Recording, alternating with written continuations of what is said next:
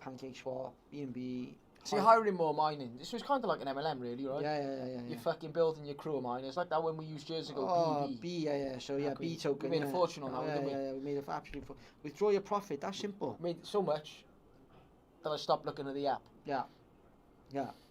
So, anything else interesting on the site, Bob? Well, there's a contract in it. It's just BNB. So, obviously, we see the value in the contract. So look at the that's it. Just go back on that one, Bob. Telegram 3,500. So I'll put those masterclasses for you next week. Yeah, and then the just a science and technology they're saying decentralized. They joined a year ago, but the token only launched. MINU is the first mining dog coin on Binance Smart Chain. Yeah, they joined 2022. Obviously, I'm presuming, is it an older token, Bob? Or is it that they've just bloody taken over an old page? Maybe they've just been building anticipation for a year. Rebranded, possibly. Let us know if you know more, guys. What do you think, Bob? MINU? No, I don't know. They're on DeFi Llama now.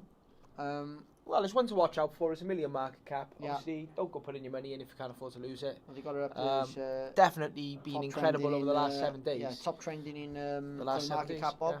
Yeah.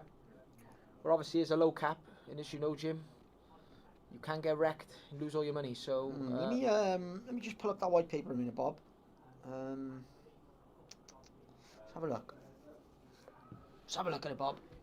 Just need a couple of pages. So the first mining dog, we read all that, didn't we? Pre-phase, website, social, mining, DApp release, smart contract, KYC, mass marketing, explore information.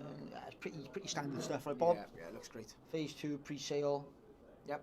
Yeah, MINU token launch, mining DApp, coin market cap, CoinGecko mass marketing campaign.